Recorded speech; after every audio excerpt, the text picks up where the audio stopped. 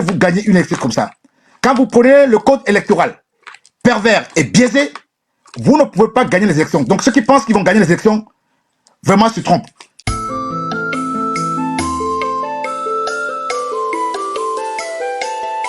Salut à tous, je vais vous présenter une émission très cool.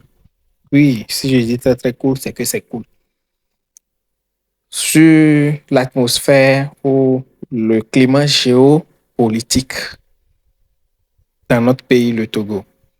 Alors, si vous êtes nouveau ou nouvelle sur la chaîne, merci de vous abonner, liker la vidéo et partager. Alors, sans plus tarder, suivons tous ensemble. Merci Monsieur Agbenigan pour d'abord l'invitation. Je voudrais d'entrée de jeu saluer tout le peuple togolais, tous les Togolais au Togo et dans la diaspora. Ce jour nous paraît un jour solennel, le jour où le peuple togolais a arraché son indépendance des mains de la colonialité française et qui a propulsé le Togo dans, je dirais, le Conseil des Nations souverains. Malheureusement, ce jour, qui est normalement un jour d'indépendance pour le Togo, ce jour s'est obscurci avec l'assassinat du premier président démocratiquement élu, Sylvanus Olympio, plongeant le Togo dans une nuit noire. Cette nuit noire qui a fait en sorte que s'est établie une dictature sanglante, une dictature de terreur qui a duré 38 ans. Et à la suite de cette dictature, à la mort du président Eyadema, son fils a pris le pouvoir à travers un triple coup d'État, quadruple d'ailleurs, constitutionnel, institutionnel, constitutionnel, électoraliste. Et depuis, il s'est accroché au pouvoir depuis une vingtaine d'années, pratiquement. Et alors, à la veille donc au jour de cette indépendance, il sied tout à fait que nous puissions aborder cette mission avec beaucoup de gravité. Gravité en pensant à tous ceux qui sont tombés, qui ont versé leur sang pour un Togo libre, indépendant et souverain. Gravité aussi compte tenu de la situation politique au Togo aujourd'hui, avec ce coup d'État constitutionnel qui remet en cause les fondamentaux du vivre ensemble, la constitution que le Togo s'est donnée. 98% des Togolais ont voté pour cette constitution. Il se fait que un groupe de personnes qui se dit députés, qui sont des députés nommés, ont perpétré ce coup d'État constitutionnel, plongeant le Togo dans un avenir incertain. Enfin, avec beaucoup de responsabilité parce que il appartient aux Togolais, n'est-ce pas, de pouvoir, dans leur mobilisation générale, de faire en sorte de sauver ce qui fait le sens, ce qui fait la matrice, ce qui rassemble les Togolais, c'est-à-dire cette constitution de 92 qui donne le sens, n'est-ce pas, à notre vivre ensemble. Il faut absolument que les Togolais utilisent justement ces élections pour un référendum, pour confirmer cette constitution et faire en sorte que ceux qui se permettent, c'est de jouer avec les emblèmes de la nation et que ces gens-là puissent complètement, après pratiquement 60 ans de pouvoir kakistocratique, que les Togolais puissent leur montrer la porte. Voilà, donc les enjeux sont très importants. L'avenir de notre pays se joue et la solennité qui donc accompagne cet enjeu mérite justement que nous puissions de façon tout à fait, je dirais, avec beaucoup de responsabilité, saluer tous les pionniers, n'est-ce pas, de cette indépendance, Sylvanus Olympio et tous ceux qui se sont battus et qui continuent à se battre pour un Togo libre et indépendant. Je voudrais saluer les partis politiques qui, au cours de cette campagne, ont fait preuve de beaucoup de, je dirais, de grandeur d'esprit, qui, malgré la menace, ont quand même mobilisé leurs militants pour aller vers le peuple togolais et expliquer, n'est-ce pas, ce qui se passe, les enjeux, et les amener à d'exercer leur droit constitutionnel, leur droit de vote, qui est de pouvoir exprimer leur volonté dans les urnes. Nous espérons, et je terminerai là-dessus, nous espérons que pour une fois, le gouvernement militaro-monarchique de Faure Gnassingbé permettra que la volonté des urnes, que la volonté du peuple togolais exprimée dans les urnes vont justement être respectées et que les résultats ne soient pas frauduleux, comme ça a été toujours le cas depuis ces 30 dernières années, et que le peuple togolais enfin aura un parlement légitime, un parlement qu'ils auront choisi, et que ce ne soit pas des résultats complètement fabriqués qui seront imposés finalement au peuple togolais. Merci. Donc pour cette invitation. Et je pense que l'idée aujourd'hui, c'est que tous les Togolais se rassemblent autour de l'essentiel. Ce qui nous unit, c'est notre constitution. Et cette constitution nous paraît sacrée. Je terminerai pour faire une pensée. En ce jour, à nos prisonniers politiques. Ils sont une centaine dans les geôles de Faure Gnassingbé. Ils sont plus de 2 millions de Togolais à l'extérieur à cause de la situation dans le pays. Ils sont des milliers de Togolais qui ne mangent pas à leur faim, qui ont faim et soif, qui ne peuvent pas faire un repas principal par jour en ce jour de la célébration de l'indépendance. Je peux dire que nous avons acquis, comme le dit Mandela, le droit d'être libre, même ne sont pas encore libres. Il faut que tous les Togolais se mobilisent pour qu'enfin le Togo puisse avoir la paix, la sécurité, mais aussi l'indépendance, la souveraineté. Merci, monsieur Chehelolosol Nyamassadi Réformé. Alors, en Europe, on reçoit monsieur Kweforson. Monsieur Kweforson, dans quelques heures, ce sera la fin, disons, c'est le dernier jour des campagnes électorales pour les élections à venir. Votre bilan en tant qu'analyste politique, très rapidement, en 2 minutes 30. Bon, je salue tous les téléspectateurs, téléspectatrices, à tous mes co-panélistes, monsieur Luxon et monsieur Tété. Tout d'abord, je vais planter le décor et je ne vais pas aller trop loin, planter le décor directement. Pour moi, les élections législatives de cette année, 2024, c'est un non-événement. Un non-événement. Et je vais vous décrire pourquoi. Le contexte peut se résumer, le contexte togolais peut se résumer à une situation de crise liée à l'existence d'un régime qui ne favorise pas la reconnaissance des droits des citoyens et l'épanouissement des Togolais. À la mort du président Gnassingbé Eyadema en 2005, les Togolais ont développé l'espoir de l'avènement d'un état de droit démocratique.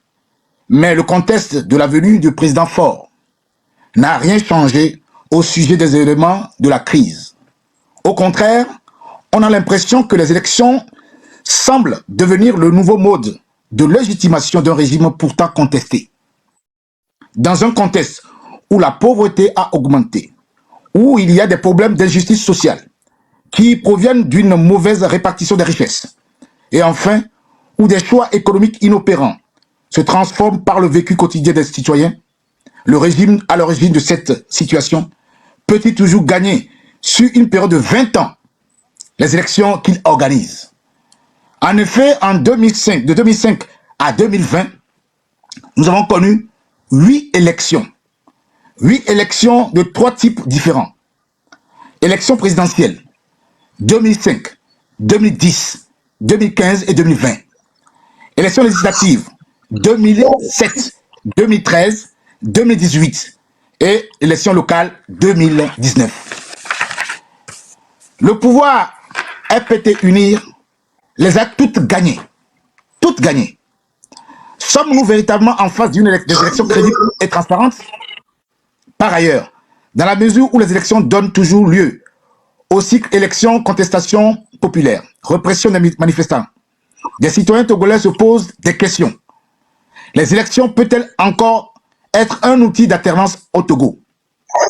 Ne sont-elles pas plutôt utilisées pour maintenir le pouvoir FPT en place? Aurait-il un mécanisme qui permet cela? Et comment? Voilà le contexte dans lequel nous sommes.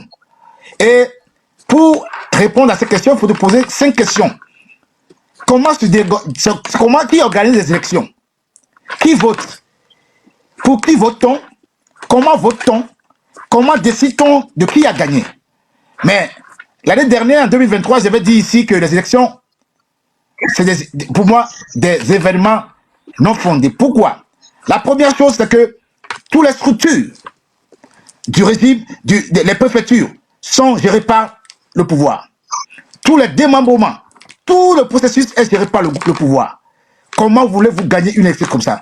Quand vous prenez le code électoral pervers et biaisé, vous ne pouvez pas gagner les élections. Donc ceux qui pensent qu'ils vont gagner les élections, vraiment se trompent. Je vous rappelle, en 93, 93-94, quand le CAR et le UTD ont gagné les élections, 36 voix plus 7, ça fait 42. Le pouvoir FPT a décidé que l'opposition ne gagnera plus aucune élection au Togo. Monsieur Forson, je ne vous arrête pas, mais je ne vous ne répondez pas à ma question posée. Le truc est que je sais que vous êtes déjà dans les méandres des grandes questions que nous allons aborder, mais ce que je vous demande, c'est que c'est le bilan que nous pouvons faire à la fin de ces campagnes électorales. Pour l'heure, c'est ce que les Togolais veulent savoir. En 30 secondes, qu'est-ce que vous retenez en tant qu'analyste de cette campagne électorale? Vous me parlez de campagne à laquelle je ne crois pas. Vous me parlez de campagne où les gens ont fait dans le pays, vous me parlez de quelle campagne? Vous n'avez qu'à voir les exhibitions qu'ils ont fait. Le média est à eux. Ceux qui font les campagnes, regardez. Qui ont les moyens? Qui déploient les moyens de l'État? D'accord? Donc, c'est pour ça que je dis que pour moi, c'est pas un événement, c'est un non-événement, ces élections-là. Et vous serez étonnés. La semaine prochaine, les résultats, nous, on les connaît déjà. Hein. On les connaît, je vous donnerai après. Nous, on les connaît déjà, les résultats qui vont sortir. On les connaît déjà. Donc, quand je vais vous donner, vous notez ça, vous allez voir après. Donc, l'opposition ne gagnera pas les élections législatives. Merci, monsieur Forson. Non, je vais revenir à vous tout à l'heure. Je prierai donc nos invités de ce jour de se prêter à mon jeu, puisque en 2 minutes 30 secondes, vous aurez l'obligation de répondre à toutes nos questions posées. On a toute une pléiade de questions à vous poser pour éclaircir surtout la lanterne de nos téléspectateurs et des amis internautes qui nous suivent. Et nécessairement, tous ceux qui nous suivent sur Internet ou sur notre média afrowebtv.com, vous pourrez vous aussi nous appeler sur le numéro affiché à votre écran et nous vous donnerons juste 2 minutes pour intervenir au cours de cette émission et une occasion encore une fois pour nous d'aller à toutes les précisions, surtout pour toucher tous les points saillants donc de cette émission. Alors monsieur Tété Credo,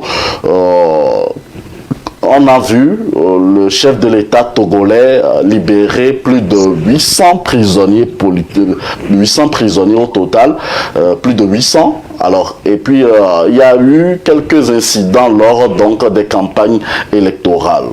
Quel sera, en termes clairs, votre dernier mot et que retenez-vous en tant que citoyen togolais pour ces campagnes en 2 minutes, puisque je vais passer à une autre étape de notre émission juste après ce tour de table. Merci beaucoup Moïse. Je vais commencer par la campagne. Nous sommes pratiquement en fin de campagne électorale.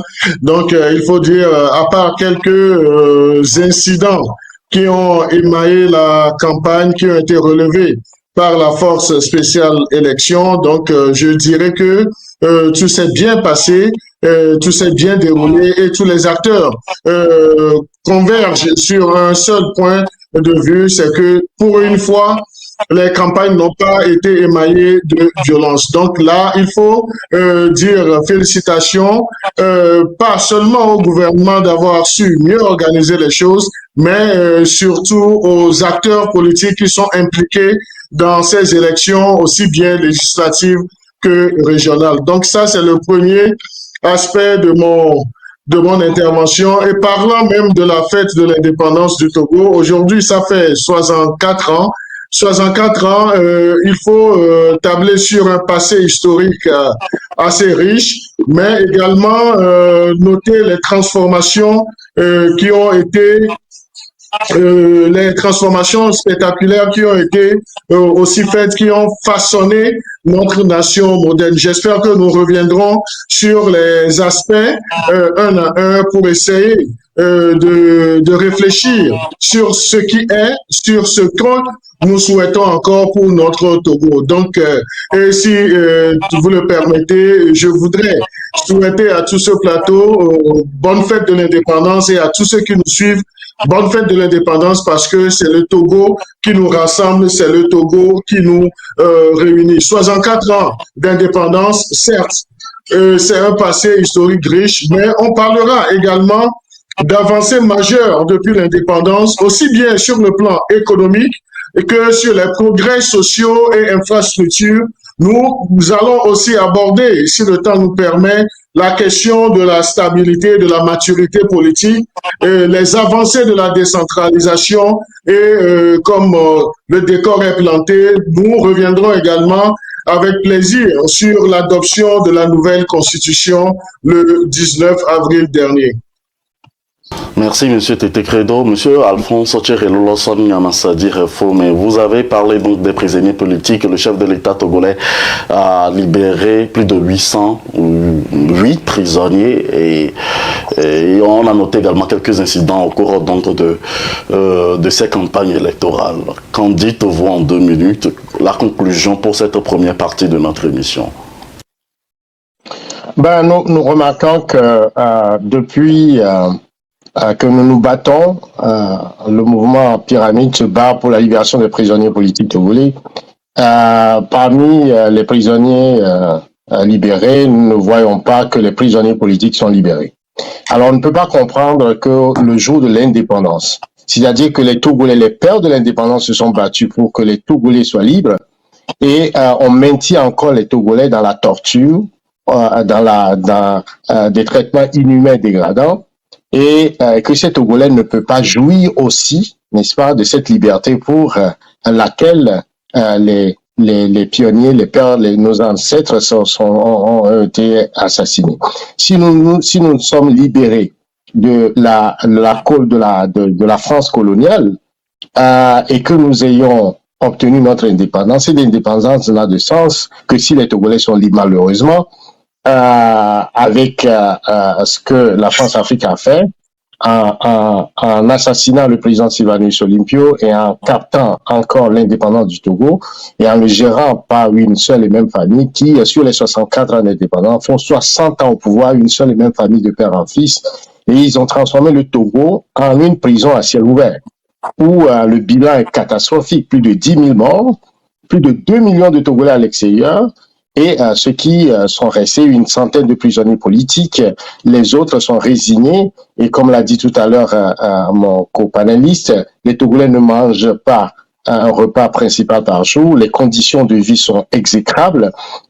L'hôpital, le seul d'ailleurs qui est de renommée, Sylvanus Olympio, où les bébés n'ont même pas de couveuse. Les gens meurent les femmes meurent en couche, les conditions de vie sont extrêmement difficiles. Alors c'est un bilan catastrophique pour la gestion de ce pays, et ça prend justement que les Togolais se révoltent, aillent vers la rupture avec ce régime, parce que non seulement sur le plan gestion ça a été chaotique, mais aussi en termes de bilan humain.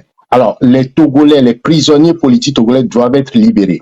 Et en premier lieu, il y a le frère du président lui-même, de Fagne Gnassingbé. Yakpacha Gnassingbé, ça fait plus de 15 ans qu'il a été condamné. Malgré ces conditions, sont maintenus en prison. Le commandant Ati aussi est en prison, alors que cette condamnation ne relève que d'un imaginaire de Fagne Gnassingbé. Voyez-vous? Alors, si on revient aux Togolais qui ont été arrêtés dans les manifestations de 2017. On ne comprend pas pourquoi ces Togolais sont maintenus en prison, sont torturés. Rappelez-vous que dans le code électoral togolais, il n'y a pas de peine de mort. Néanmoins, les Togolais arrêtés ne sont même pas jugés. Ils sont torturés jusqu'à mort sans suivre. Alors, on a décompté plus de 7 de nos camarades, d'ailleurs, il y a un 8e, qui sont assassinés en prison sous l'effet de la torture. Et ces personnes qui les ont assassinés sont connues. Les camps dans lesquels ils ont été assassinés, ces responsables, ces chefs de corps, on les connaît. Mais de toute façon, C'est des crimes imprescriptibles et ils paieront un jour pour leurs crimes. Chaque Togolais est tué, chaque Togolais assassiné, ben les responsables un jour paieront pour leurs crimes parce que ce n'est pas normal qu'en ce 21e siècle, on puisse traiter un Togolais, un frère, une sœur, comme des bêtes de somme, comme des gens, comme des animaux. Ce n'est pas normal. Et ça, c'est la responsabilité de Faure Gnassingbé et de son régime qui continue par martyriser les Togolais. Parmi les prisonniers, il y a une dame, Léla Traoré. Depuis 2018 qu'elle a été arrêtée, mais elle n'a même pas été jugée. Et depuis 5 ans, comment? Pour tout simplement, on vous arrête, on ne vous juge pas, on ne sait pas si c'est des détentions ad vitam et le système de justice est complètement corrompu et on maintient, mais c'est pas normal. C'est pas normal. On doit libérer ces Togolais immédiatement parce qu'ils ont droit à la justice. Ils ont droit de savoir pourquoi on les a arrêtés et si on les condamne, mais qu'on sache pourquoi on les a condamnés. Comment les garder en détention provisoire de plus de 5 ans? Leurs conditions de vie se dégradent, la santé ils sont complètement en lambeaux et on continue toujours pas les torturer dans ces conditions. Alors, les 800 prisonniers exécutés, les 800 prisonniers libérés parce qu'ils sont en fin comment on l'appelle, du temps de leur condamnation, ça fait partie de l'ordre des choses. C'est même prévu par la loi qu'un prisonnier qui a épuré complètement son temps de détention, eh ben, dans les derniers moments, on peut toujours le libérer. Donc, ils sont admissibles à des libérations conditionnelles. Nous parlons des prisonniers politiques. Ceux qui, pour tout simplement avoir manifesté dans la rue, tout simplement pour avoir une opinion contraire, et qu'on maintient dans les prisons, qu'on torture, qu'on soumet à des traitements inhumains dégradants, eh bien, ces personnes-là, nous ne comprenons pas pourquoi Faure Gnassingbé les maintient en prison. Et que ceux qui sont les tortionnaires, au niveau de la gendarmerie, au niveau comment on l'appelle, leur service d'investigation, au niveau des prisons, au niveau du système judiciaire, ces juges-là qui continuent par fermer les yeux sur ces... On y reviendra, M. Lawson. Ces gens-là vont être... Nous les documentons et puisque c'est des crimes imprescriptibles et le Togo, les hommes passent mais le pays reste. Si eux-mêmes ne sont pas jugés, leur progéniture, Merci, M. Lawson. Le temps est épuisé. Paieront pour le crime qu'ils sont en train de commettre aujourd'hui. Alors, M. Kweforson, aujourd'hui nous sommes probablement à quelques heures donc des campagnes électorales. On parle également donc de la libération des prisonniers politiques. En 2 minutes 30, quel est le bilan que vous faites sur ce plan? Et c'est un bon augure. Je ne sais pas si M. Lawson a des preuves sur ce qu'il vient de dire, si tous les prisonniers sont à terme donc de leur durée de condamnation, mais bon, ce qu'il dit l'incombe lui-même. Alors, et vous, M. Kweforson? Tout d'abord, je voulais rappeler à nous tous, nous ne sommes pas indépendants, d'accord?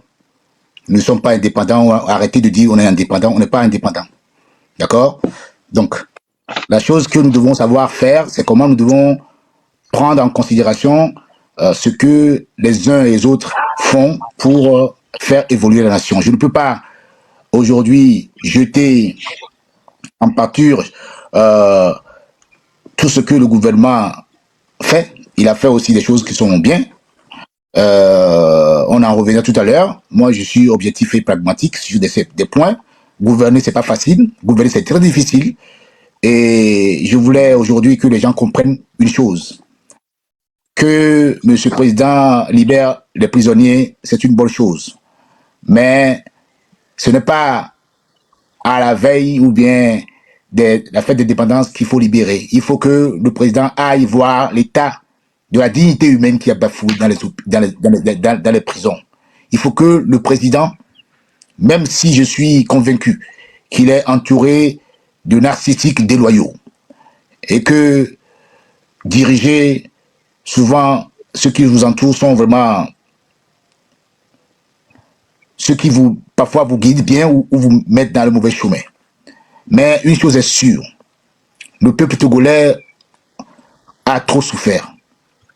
Tant de morts, tant de familles endeuillées, tant de personnes exilées, mortes hors du pays, à cause de la politique togolaise, à cause de vouloir garder tout seul le pouvoir. Mais au cours de cette émission, j'aimerais dire que toute chose dans la vie a une fin.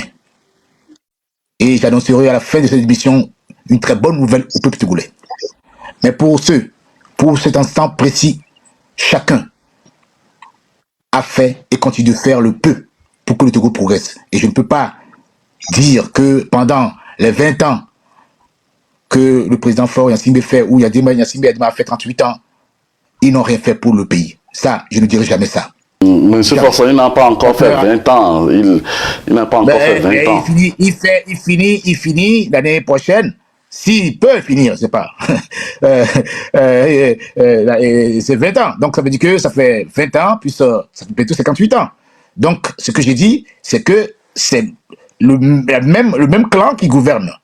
Et nous sommes des millions, 8 millions de Togolais, 8 millions 100 Togolais, et plus de 2 millions 700 à l'extérieur.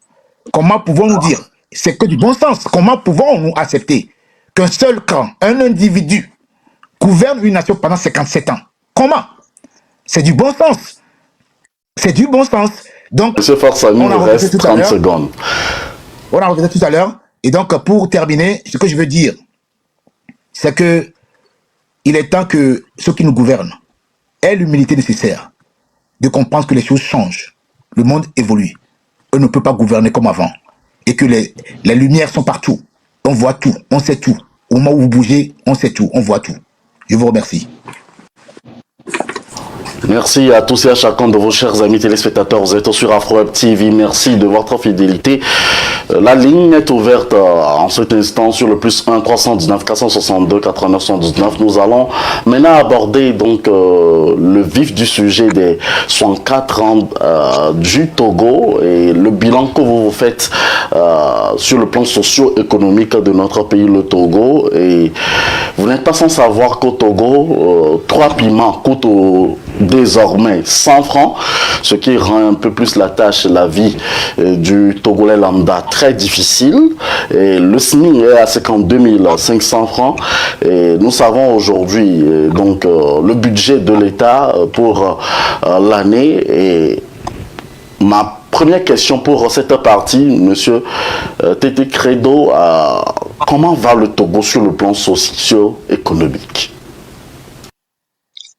Oui, mais Moïse, donc je crois qu'il y a des efforts qui sont sur le plan socio-économique pour que les Togolais puissent se sentir à l'aise. Il y a des actions qui sont mises en œuvre par le gouvernement pour soulager le panier de la ménagère.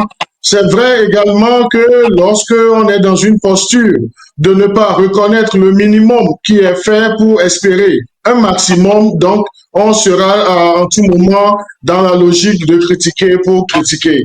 Moi, je voudrais aborder ce sujet plutôt sur l'aspect, comme je le disais, dans un récent développement, sur les avancées majeures depuis l'indépendance, depuis 64 ans, en parlant justement de l'aspect du développement économique. Et pour le développement économique, qu'est-ce que j'ai retenu? Il faut dire que le Togo a maintenu une croissance annuelle moyenne qui est impressionnante de 5% au cours de la dernière décennie. Donc ça, c'est un point très important. Donc mes co-débatteurs pourront confirmer ou infirmer, mais également, il y a l'aspect de la revitalisation de notre agriculture et des transformations qui sont opérées au niveau du port autonome de Lomé, qui est aujourd'hui devenu un port hub logistique majeur en Afrique de l'Ouest. Et cela a contribué à stimuler notre économie et à créer des emplois. Et comme le disait M. Kweforson, on ne peut pas dire que tout est noir dans la gouvernance de M. Faure Gnassingbé, mais il y a eu des progressions. Mais qu'on ait aussi cette humilité de relever ce qui a été déjà fait et pour faire des projections tout en formulant le vœu que des choses soient encore faites pour l'amélioration du vécu quotidien des Togolais. Donc moi, c'est euh, dans cette marche que je voudrais me situer. Et comme la perfection n'est pas de ce monde, l'adulte apprend en faisant. Et lorsqu'on met en pratique, disons, un mode de gouvernance, à la fin de la soirée, il y a toujours un bilan qui est fait, il y a toujours des conclusions qui sont faites. Et si vous le permettez, pour chuter mon intervention, je voudrais rappeler à monsieur Forson, oui, il l'a dit, que dans l'évolution socio-politique, bien socio-économique de notre pays, il y a eu d'énormes efforts qui ont été faits. Des efforts qui doivent être perpétués. Aujourd'hui, nous savons quels sont les points forts et les points faibles de notre économie. Donc, chacun devra y contribuer. C'est là où je voudrais saluer, disons, les actions des acteurs de la diaspora. Les acteurs de la diaspora ne sont pas tous des exilés politiques ou bien des gens qui ont eu des soucis politiques, même si d'autres, par la force des choses, se sont transformés en exilés politiques, mais il y a cette force de propositions au sein de la diaspora qu'il faut saluer aujourd'hui, des gens qui ne végètent pas dans les critiques stériles, mais qui font des contributions. Si nous considérons également l'apport sur le plan économico-financier de la diaspora, aujourd'hui, sur la caisse des familles, la diaspora agit énormément. Je me demande même s'il n'y a pas une certaine diaspora qui est consciente comment est-ce que certaines familles allaient joindre les deux bouts durant tout un mois. Donc, c'est dire la diaspora togolaise est aussi productive. Il faut dire merci à tous ceux qui font partie de cette diaspora, qui proposent, qui agit, mais pas ceux qui restent dans des critiques stériles, qui pensent qu'il faut à tout moment faire le procès pour le procès. Voilà un peu les points que je voudrais dire, mais je ne sais pas si j'ai encore quelques secondes, mais il faut également souligner que depuis 64 ans aujourd'hui, il y a également des progrès sociaux et en matière d'infrastructure. Pour ceux qui sont diaspora, qui ont eu cette opportunité de revenir, disons, rien que dans la capitale Togo, ils vont voir que des efforts, je dis bien, des efforts qui sont faits. Paris ne s'est pas construit en un seul jour, Rome ne s'est pas construite en un seul jour. Donc c'est en marche d'escalier, c'est avec le concours de tous les Togolais qu'on va développer notre pays et le hisser là où nous voulons. Donc là également, je voudrais énumérer les avancées, Moïse, notables en matière d'éducation, avec un taux de scolarisation aujourd'hui qui est proche de 95%, et en santé où nos efforts drastiquement réduisent la mortalité infantile. Je ne dis pas qu'il n'y a plus des efforts à faire dans ces domaines d'éducation et de santé. Je serais content que nos hôpitaux soient mieux équipés et que le système éducatif réponde aussi totalement, disons, aux besoins du marché du travail. Donc voilà un peu les points que je veux souligner. Merci. Alors, en tant qu'analyste politique, en tant qu'économiste, Monsieur Alphonse Reloloson Nyamassadi Laté Foumé, quel est le bilan que vous faites?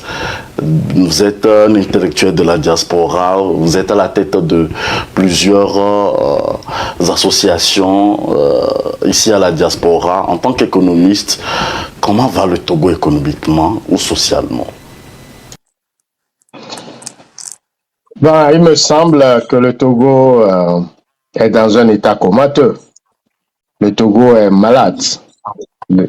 La gestion est catastrophique. Le problème, c'est que le Togo est gouverné par une équipe qui a choisi la kakistocratie, c'est-à-dire le gouvernement des mauvais pour une gestion mauvaise avec des résultats mauvais. Dans cette situation, il faut saluer les Togolais.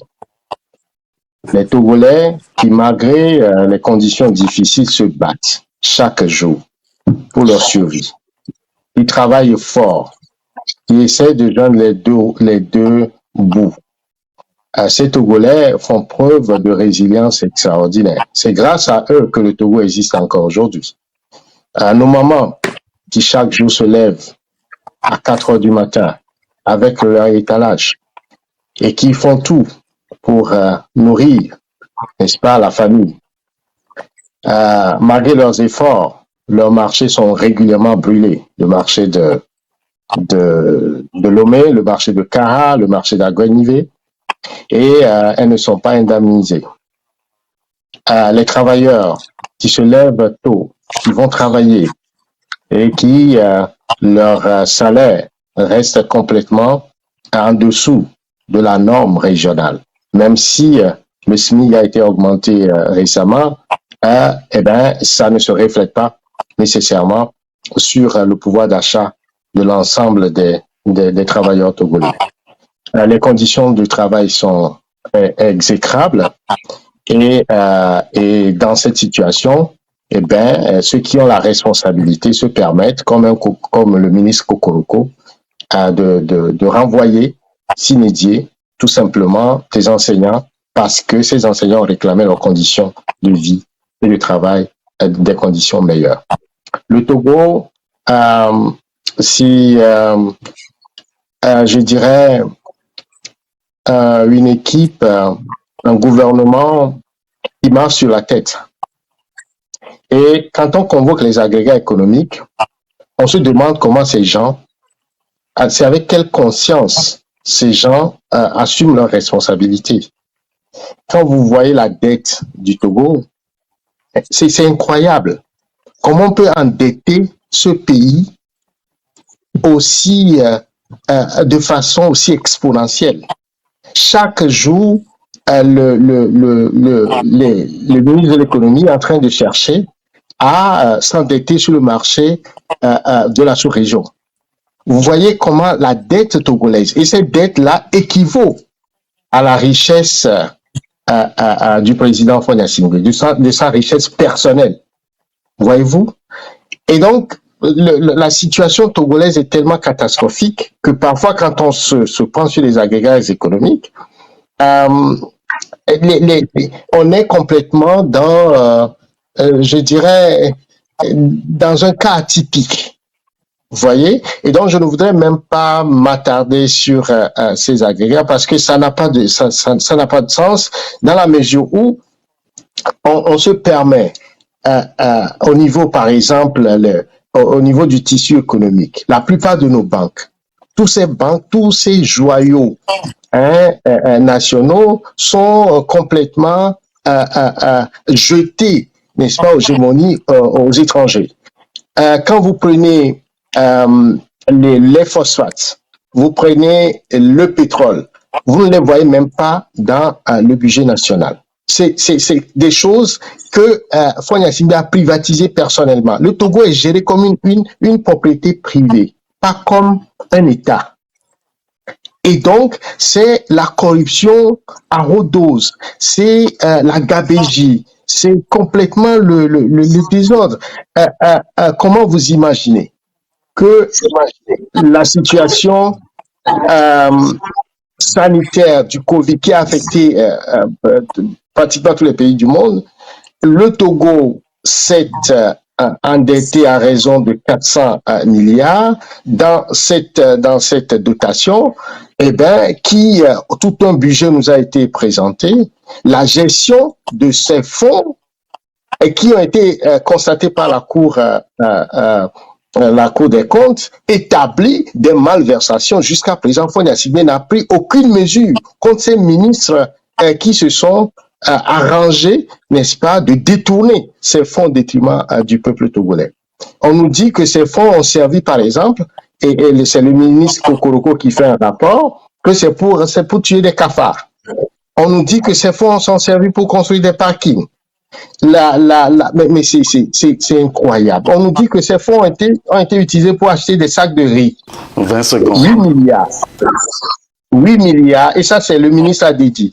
Alors, vous voyez, donc cette équipe-là qui gère le Togo de façon comme une mafia, comme une propriété privée, d'enrichissement personnel, eh bien, quand on veut faire un bilan économique, les agrégats ne sont pas au rendez-vous et c'est pourquoi on comprend que les Togolais sont de plus en plus pauvres, sont exposés à la faim, à la soif, aux conditions de vie extrêmement exécrables. Donc, ce qui me semble que si on veut faire un bilan sur le plan économique, c'est un bilan tout simplement catastrophique. Sur le plan social, c'est encore plus catastrophique. On va en revenir, monsieur Lassane. On va à l'intérieur du pays. Monsieur Lassane, on va en revenir. On a un téléspectateur ou une téléspectatrice en ligne qu'on va recevoir très rapidement.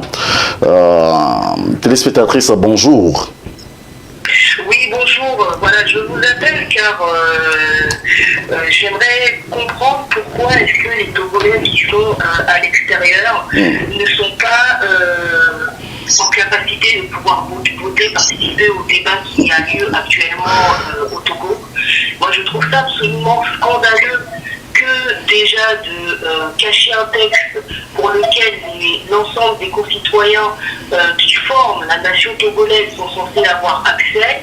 J'ai entendu un député sur une radio que je ne nommerai pas une radio togolaise qui assénait qu'en France, les citoyens français n'ont pas accès au texte avant qu'il soit voté. Or, sur le site de l'Assemblée nationale française, nous avons accès à l'ensemble des projets de loi, nous avons accès aux commissions de loi, puisque c'est diffusé en direct, nous avons accès au replay.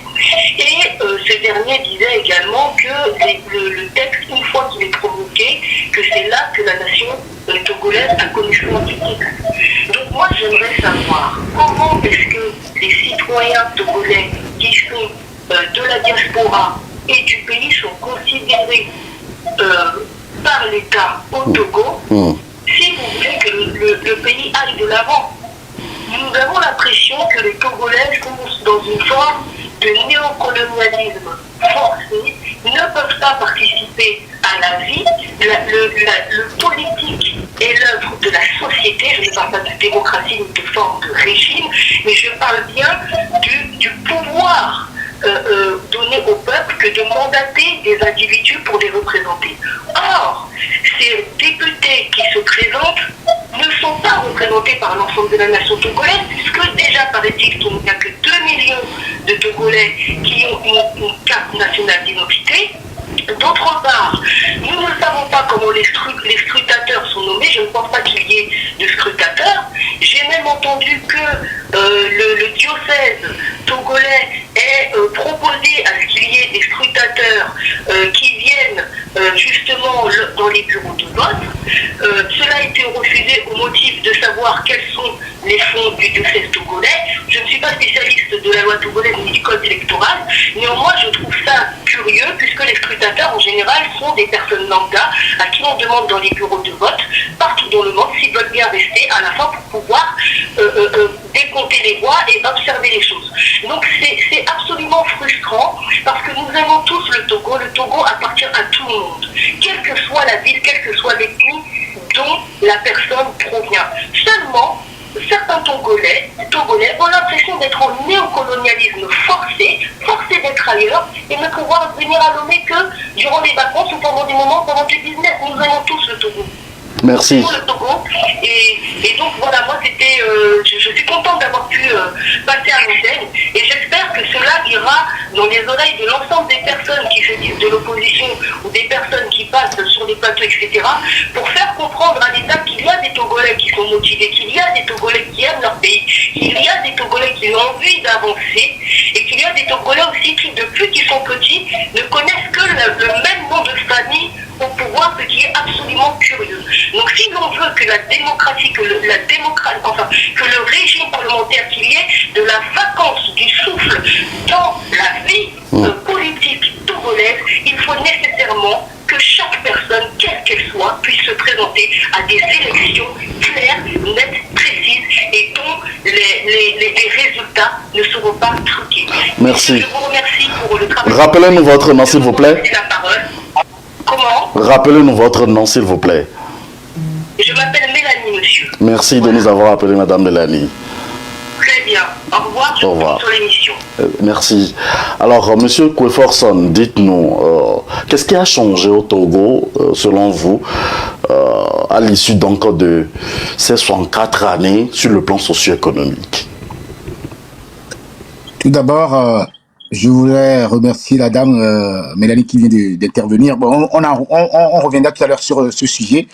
Mais bon, parlons d'abord de Credo. Mon frère Credo, tout à l'heure, parlait d'une croissance économique depuis cette dizaine d'années de 5%. Oui, la croissance, oui. Mais à quoi sert une croissance à 1 ou à 2 chiffres si la population ne trouve pas à manger et ne trouve pas à avoir une vie paisible, décente dans sa nation. La deuxième chose que je voulais dire est surtout par rapport à l'agriculture. Oui, il y a un effort louable qui a été fait par rapport à l'agriculture, ça je ne nie pas ça, mais le problème, même au niveau du port autonome et de Lomé, il y a aussi un effort qui a été fait, le troisième qui a été fait, mais avec une structure qui a été fait par Bolloré, mais avec une somme exorbitante. Donc ça, on en parlera pas de ça. Mais par contre, ce que je veux soulever, qui est vraiment important, c'est le problème du Togo. Depuis 64 ans, aujourd'hui, c'est une question de la reddition des comptes. La reddition des comptes n'a jamais été faite. La rigueur dans la gestion de la chose publique. Et surtout, comme l'a dit tout à l'heure mon frère Lawson, la corruption, la gabegie de certaines personnes. Comment pouvez-vous imaginer qu'on a octroyé de l'aide venant de l'extérieur et que les concitoyens détournent ces aides? Comment pouvez-vous penser que des ministres détournent de l'argent sans rendre compte? Comment pouvez-vous penser que aucun ministre, aucun chef d'État, même aucun directeur de cabinet, tous les grands corps n'ont jamais rendu compte? Même les députés ne peuvent pas interpeller des ministres pour qu'ils viennent rendre compte de leur département. Oui, mais Monsieur Forson, je ne vous arrête pas, mais comme nous sommes en télé, il faudrait donner également les sources et les preuves pour que les téléspectateurs qui nous suivent puissent être au même pan ou au même niveau que nous de compréhension. Quand mon frère tout à l'heure, Monsieur Lawson disait que la gestion de Covid, nous avons eu un prêt de 400 milliards et que cette gestion n'a pas été, et la Cour des comptes a rendu a donné un compte rendu, mais le compte rendu, on n'a pas interpellé les gens. Et quand j'entends des ministres qui disent ils ont acheté du riz à 31 millions et du haricot et 8 millions, c'est dit que au fait c'est ça, le problème du Togo, c'est ça, c'est la mauvaise gestion et surtout le manque de visibilité et de fiabilité de ce que nous faisons. Il y a une chose qui me tient à cœur, c'est le fait que on a des ministres cumulards de fonctions, des gens ils cumulent beaucoup de fonctions. Et ils rendent compte. Je vais donner un exemple très simple. Dites-moi, en ce moment précis, qui est le ministre de l'Intérieur? D'accord? Il est encore ambassadeur, hein? il est encore ambassadeur. Vous avez vu ça où? Il pose des actes. Il ne se rend même pas compte de ce qu'il faut en fait. Vous prenez le ministre Bawara, qui, il y a quelques années, nous a dit que le régime parlementaire n'a pas de sens. Et aujourd'hui, ce même ministre vient nous dire la même chose. En fait, arriver à ce niveau-là, ça veut dire quoi? Que le système est en panne.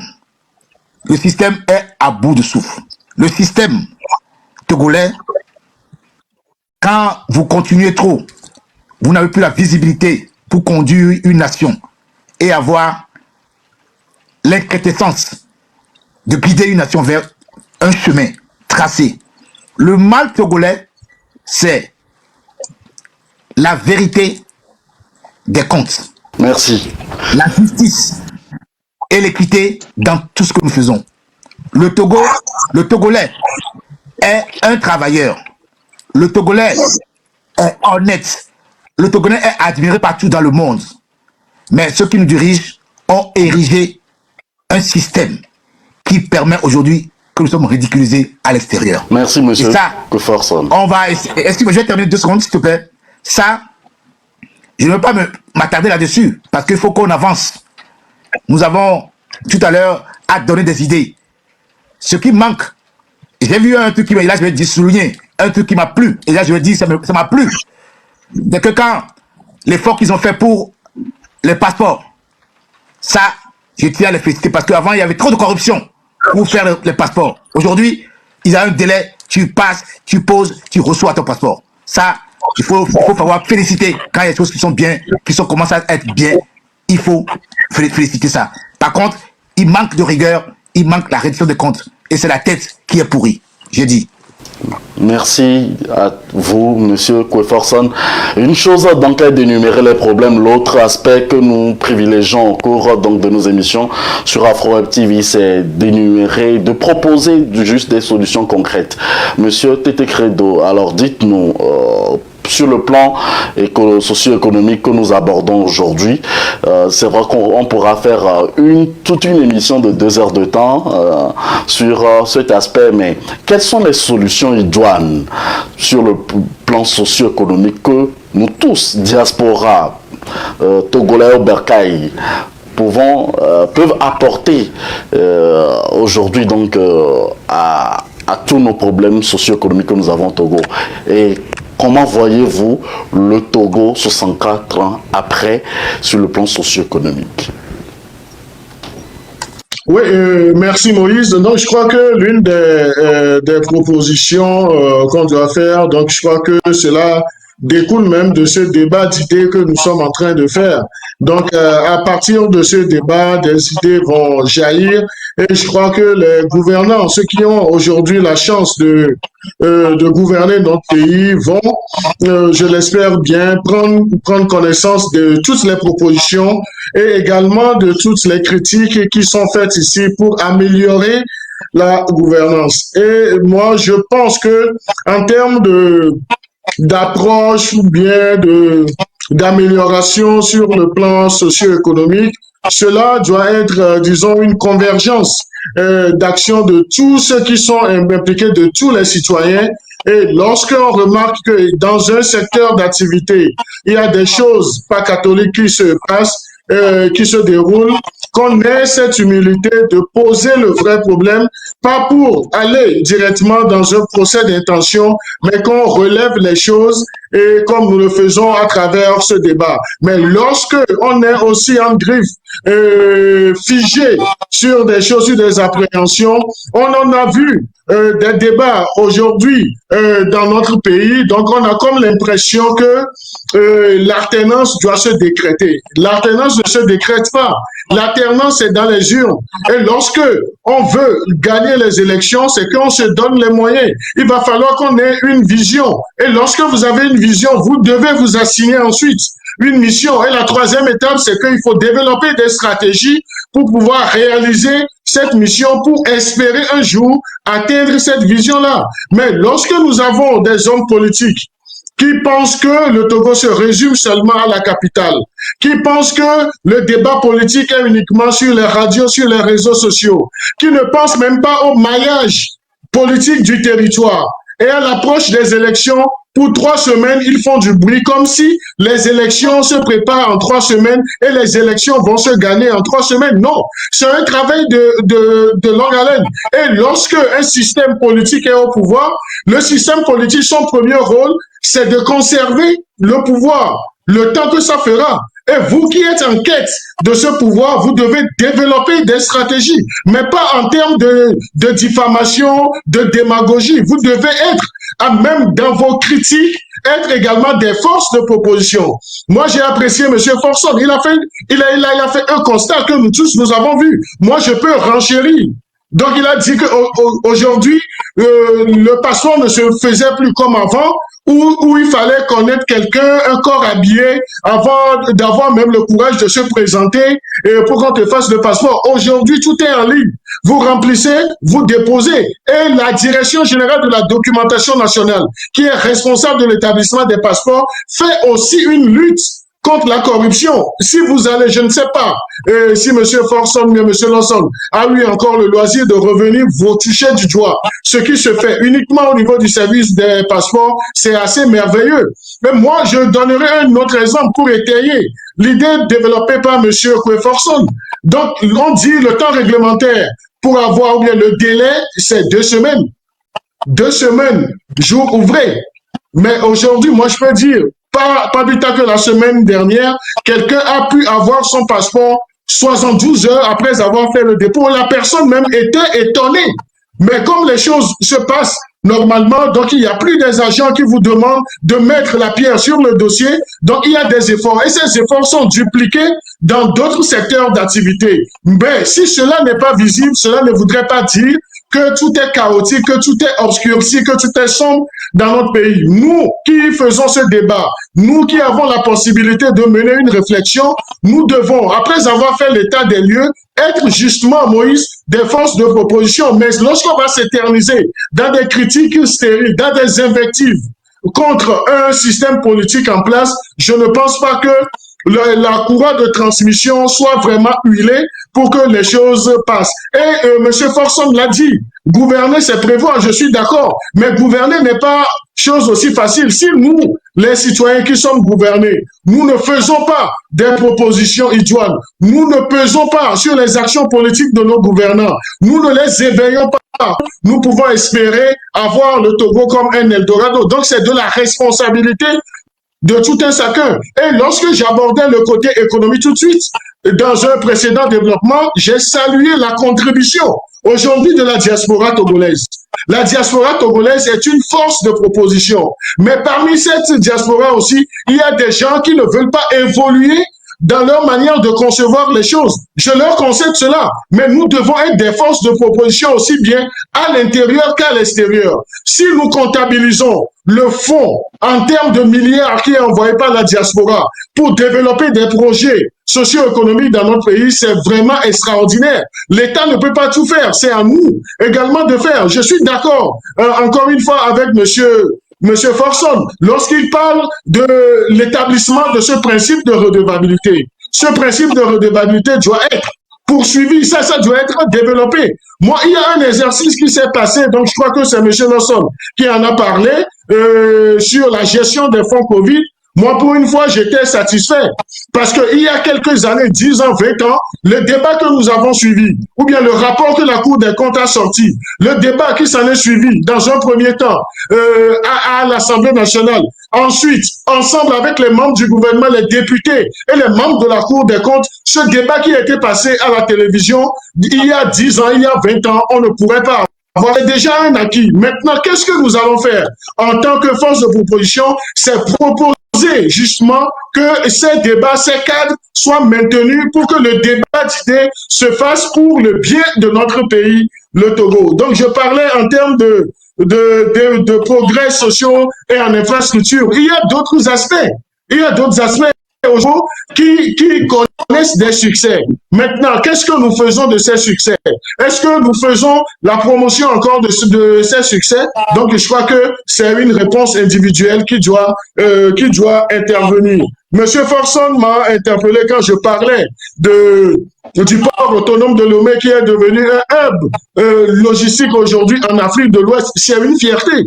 C'est une fierté des États de l'Alliance du Sahel la dernière fois. Si le Togo n'avait pas ouvert ses ports avec la sanction que nous avons qualifiée de non humaine de la CEDEAO, je me dis que seront devenus ces peuples maliens, sénégalais et puis nigériens. Donc il faut dire il y a des efforts qui sont faits, mais on peut mieux faire. On peut encore mieux faire, mais nous devons être dans la proposition, pas dans l'invective. Parce que le propre du Togolais, c'est critiquer pour critiquer. Et lorsqu'on a le loisir de se retrouver du côté de l'Occident, on pense qu'on est donneur de leçons. On peut proposer des choses, on peut améliorer des choses, même dans la gouvernance locale. Aujourd'hui, nous avons l'effectivité de la décentralisation dans notre pays. Aujourd'hui, les communes sont gérées aussi bien par des maires qui sont du parti au pouvoir que de l'opposition, que de la société civile. C'est déjà une bonne chose. Jean-Pierre Fabre, il gère sa mairie de Golfe 4. On a d'autres, si nous prenons la mairie de Golfe 1, qui est gérée par un autre, monsieur Gomado, de l'ANC, qui fait du bon boulot. Donc, unanimement, tous les Togolais ont reconnu que M. Gomado, le maire de la commune Golfe 1, fait du bon boulot. Donc, les exemples sont légion. Donc, c'est dire qu'il n'y a plus une concentration des charges dans les mains d'un seul parti politique. Il y a une décentralisation qui est allée même. Parce que lorsque nous parlerons des avancées Moïse de la décentralisation, il faut remonter en 2019. Il faut remonter en 2019. Et depuis 2019, le Togo a fait des pas de géant vers une gouvernance plus inclusive et efficace. Mais la perfection, je le dis une fois encore, n'étant pas de ce monde, il peut y avoir des couacs, il peut y avoir des lacunes, il peut y avoir des faiblesses. Il peut y avoir des imperfections. Mais qu'est-ce que nous devons faire en tant que Togolais? C'est transformer ces faiblesses en force, ces défauts en qualité et de corriger les imperfections et non de jeter de l'anathème sur autrui, sur les gouvernants actuels. Ils font de leur mieux. Nous devons les encourager par nos critiques constructives. Merci. Merci. La transition est très bien trouvée. Quelles sont les propositions que nous faisons du côté donc de la diaspora? Monsieur Lawson, dites-nous vos propositions et en 2 minutes 30. Ben, vous imaginez très bien que quand il s'agit de la situation catastrophique du Togo, on ne pourrait pas faire des propositions en 2 minutes. Ça demande toute une émission pour analyser la situation du Togo dans ses détails et prendre chaque aspect et faire des propositions. Je voudrais pour une fois quand même saluer ce que M. Tété a dit en ce qui concerne la gestion, n'est-ce pas, des communes, et en citant Jean-Pierre Fabre pour le travail formidable et phénoménal qu'il fait dans le Golfe 4, le maire Gomado aussi, cette reconnaissance prouve quand même qu'il y a une certaine évolution, n'est-ce pas, dans le discours et aussi dans la reconnaissance de ce combat que mène avec beaucoup de courage Jean-Pierre Fabre et le maire Gomado et d'autres maires également. Mais on aurait également aimé voir qu'on cite aussi des maires de UNIR pour le travail qu'ils font. Ils ont, dans ces élections-là, le RPT UNIR par la fraude s'est accaparé de la plupart, de la majorité des mairies au Togo. On veut voir également, en termes de bilan, comment, fondamentalement, ils travaillent pour pouvoir changer la vie des Togolais. Mais bon, voilà, il n'y a pas d'exemple. Les seuls exemples qu'on cite, c'est Jean-Pierre Fabre, c'est le maire Gomado.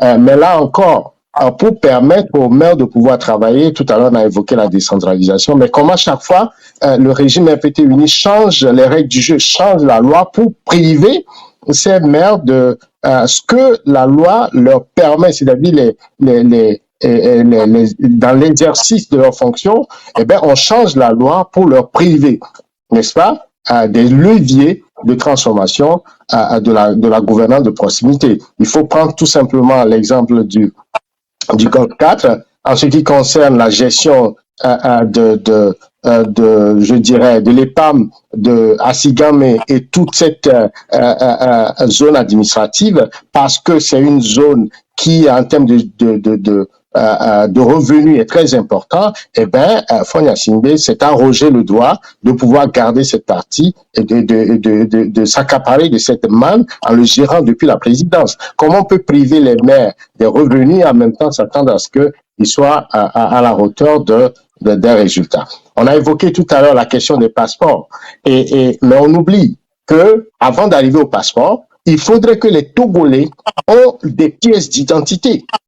Le recensement passé, on a dit que plus de 75% des Togolais n'ont pas de pièces d'identité et que c'est par témoignage des chefs traditionnels ou des chefs de quartier que les Togolais ont le droit à des pièces d'identité. C'est complètement ubuesque que le minimum dans la gestion d'un État, c'est de s'assurer de donner les services administratifs dont les populations ont besoin. Et si on ne peut pas donner aux Togolais, on est combien? 9 millions. On ne peut pas donner aux Togolais, aux enfants togolais, une pièce d'identité, et on vient constater que ce régime fait des efforts. Moi, je suis quand même scandalisé de voir cet angle sous lequel on veut nous amener à dire que oui, ces gens font des efforts, il faut les encourager. Moi, je ne vois rien sur toute la ligne.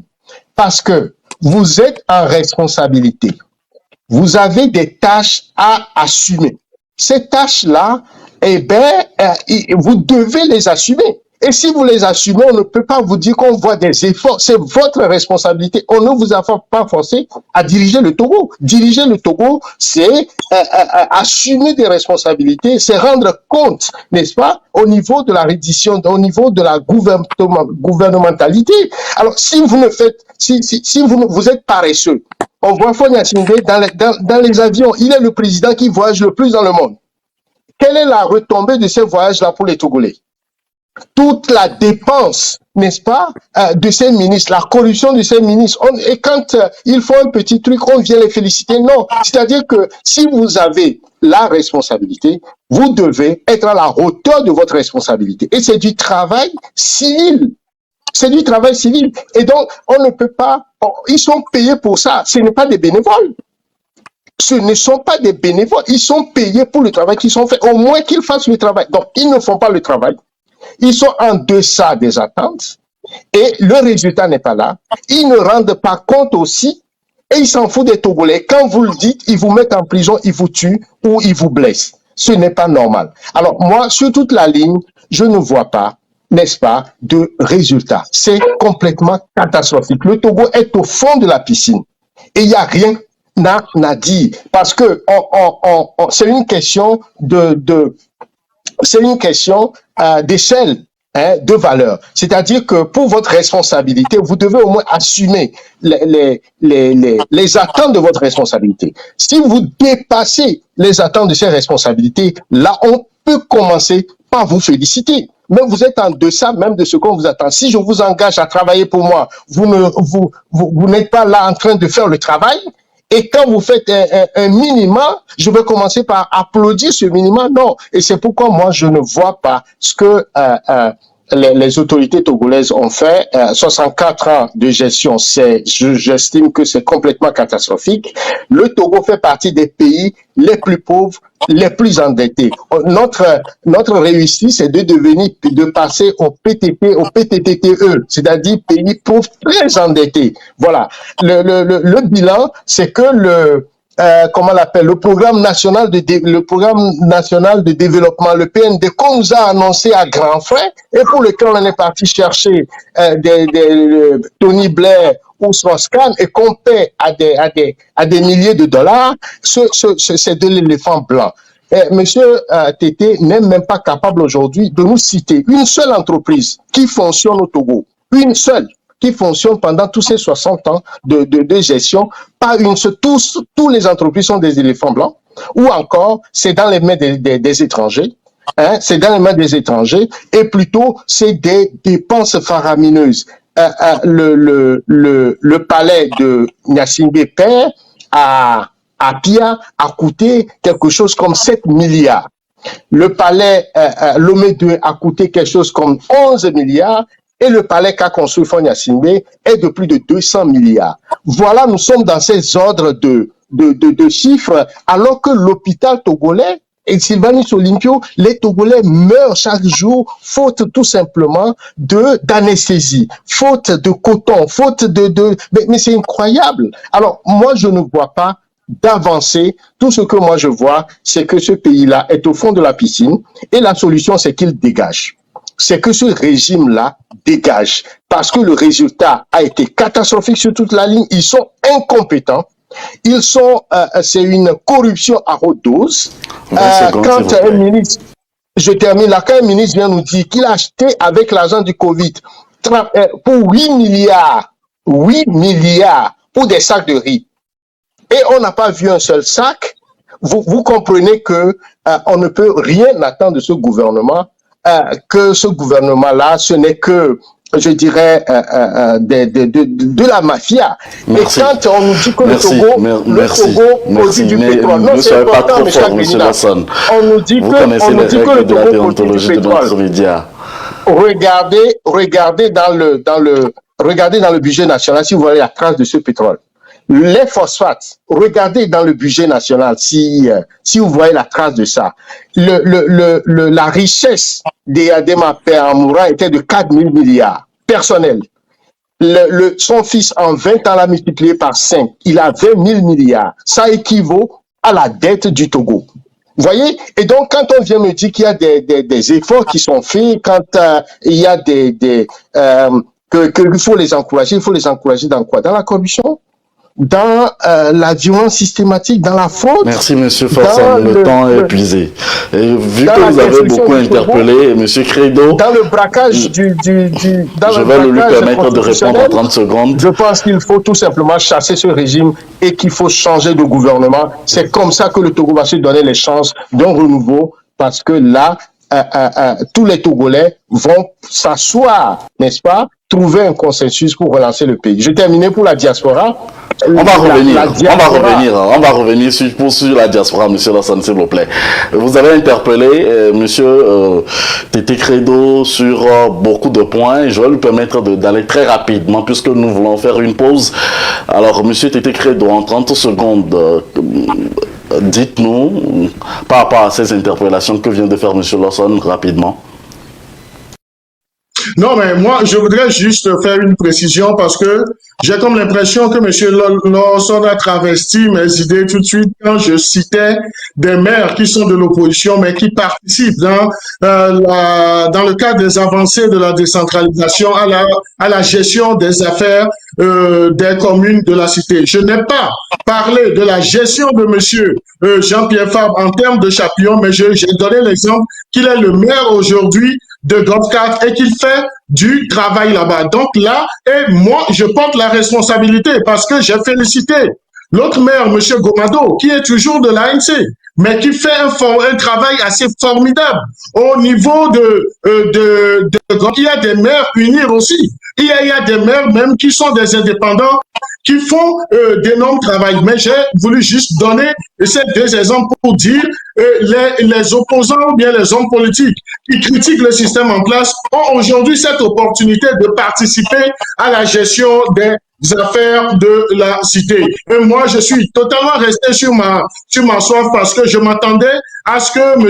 Lawson, avec sa carrure d'économiste, puisse nous proposer des approches de solutions et non se dire qu'il n'en fait pas parce qu'il faut dégager. Non, je crois que le langage doit évoluer également si nous voulons réunifier notre pays, si nous voulons que les choses se passent dans les règles de l'art, si les choses se passent comme cela se doit. Nous devons également évoluer dans le langage. Donc, c'est juste cette précision que je voudrais faire respectueusement, mais dire que répéter encore la perfection n'est pas de ce monde. Comme je peux contribuer, M. Lawson peut contribuer, M. Forson peut contribuer. Je ne suis pas dans ce débat en tant que membre du gouvernement, mais en tant qu'analyste politique. Pour qu'on me dise, je n'ai pas cité un exemple. On a saisi votre position. Alors, rapidement, nous sommes à la fin de cette partie de notre émission. Monsieur Kweforson, nous sommes là pour trouver des solutions, surtout sur le plan socio-économique de notre pays, le Togo. 64 ans après, quel est l'avenir donc du Togo? 64 ans après, que dites-vous de cela en 2030? Juste après, on ira à la pause. Ben, tout d'abord, je remercie Credo pour une chose. Nous avons arrivé à un stade où il faut arrêter de se plaindre. Il faut arrêter de dire que ceux qui sont là-bas, ils n'ont rien fait. Même un fou dans un lieu qui passe tous les jours, vous le voyez, le jour où il ne sera pas là, son absence va vous interpeller. Sa présence veut dire quelque chose au fait. Donc, on arrête aussi ça. Passer son temps à se plaindre, à s'offusquer de l'arbitraire et de l'injustice du système Gnassingbé est une chose. Se décider à le combattre avec intelligence, pacifiquement, à la mise en valeur de l'intelligence et la compétence est un autre aspect, encore trop peu considéré par de nombreux acteurs togolais qui se contentent de promouvoir leur propre image à l'aune de les actions et les injustices criades du pouvoir Gnassingbé. La partie du peuple togolais réputée, peureuse, poltron, qui croit ne pas faire de la politique se trompe. Les louanges et autres invocations spirituelles n'ont aucune chance d'aboutir sans une action personnelle et concrète. Un engagement concret pour défendre le bien commun qui est le Togo. Et surtout, la transformation du Togo est un défi collectif. Donc je rejoins Credo. Un engagement collectif pour une contribution à la future, j'appelle future transition, qui va s'opérer bientôt dans le pays. Une offre de compétences, de services de tous les Togolais et une refonte de l'organisation du processus électoral. Le temps est venu d'en finir avec la comédie des observations électorales et terminer invariablement avec la légitimation des données falsifiées et invariablement fournies pour que le pouvoir politique reste éternellement au pouvoir. Quant aux propositions que je voulais faire, aujourd'hui, comme l'a dit, souligné tout à l'heure M. Keto, il y a eu les élections locales. Les maires sont en activité. Mais le problème du Togo, c'est qu'on a restreint un tout petit peu, comme l'a dit M. Lobson, l'attribution des maires. Et ça, c'est que je pense que le pouvoir doit refaire. Laissez le maire agir, contrôler, mais essayer de faire en sorte que les maires, là je fais une proposition en credo, les maires puissent travailler avec la diaspora en symbiose, afin que nous puissions avoir des jumelages, non pas seulement pour la ville de Lomé, mais tout Togolais résidant à l'extérieur, qui peut apporter dans son village, dans son quartier, doivent actionner ce mouvement pour pouvoir créer des jumelages pour aider chacun des villageois où qu'ils se trouvent. J'avais proposé, il y a en 2019, j'étais le président du CODEV, qui veut dire le co pour c'est pour les Togolais de la diaspora qui veulent travailler avec l'Union européenne afin d'associer les associations togolaises partout et faire en sorte que les associations puissent participer et aider la nation togolaise. Nous avons proposé en ce moment précis un bureau unique qui est en ce moment précis au Togo, au bureau de la diaspora. Nous avons travaillé pour ça. Mais force est de constater que le manque de rigueur, le manque de sérieux entre Togolais, la confiance mutuelle que nous n'avons pas, fait en sorte que nous nous méfions. Et ça, si nous voulons construire demain un pays qui est un mouvement collectif, un bien commun, avec un amour commun, nous devons faire taire nos égos. Et que pour les gouvernants, je voulais leur dire une chose. Vous avez longtemps resté au pouvoir, mais ça ne veut pas dire que vous ne pouvez pas améliorer votre gouvernance. Vous pouvez améliorer votre gouvernance en intégrant et en créant la confiance. On ne peut pas créer la confiance si les Togolais viennent et qu'on les arrête. Les Togolais ramènent des projets et qu'on détourne ces projets pour faire autre chose. Si les Togolais ramènent des investisseurs et que ces investisseurs sont détournés, alors que vous n'êtes pas à la base de la création, vous n'êtes pas à la base de l'instigation, des projets institués, vous n'êtes pas à la base. Donc quand vous voulez le projet de quelqu'un, vous ne pouvez pas aboutir. C'est ce genre de choses qu'il faut améliorer. C'est ce genre de choses qu'il faut améliorer. J'avais aussi proposé qu'on crée une banque d'investissement de la diaspora. On peut avoir des banques locales dans tous les villages et réuniront les jeunes qui sont à l'extérieur, peuvent créer une banque locale pour aider les citoyens de leur localité. Travailler avec les maires et avancer ensemble. Le Togo a besoin de nous tous. Et pour réussir, nous devons fusionner nos forces. Et la diaspora ne peut pas être écartée. La diaspora a besoin d'une crédibilité et surtout d'une action du gouvernant pour œuvrer. Merci. Mais on ne peut pas faire ça si, je dis bien, s'il n'y a pas une dose d'humilité de part et d'autre. La diaspora ne maîtrise pas tout. Et le terrain aussi, c'est à la fusion qui permettra aux Togolais d'aller de l'avant. Je vous remercie. Merci à vous d'être avec nous. Merci, monsieur Kweforson. Merci à tous nos invités, à vous, tous ceux qui nous suivent sur...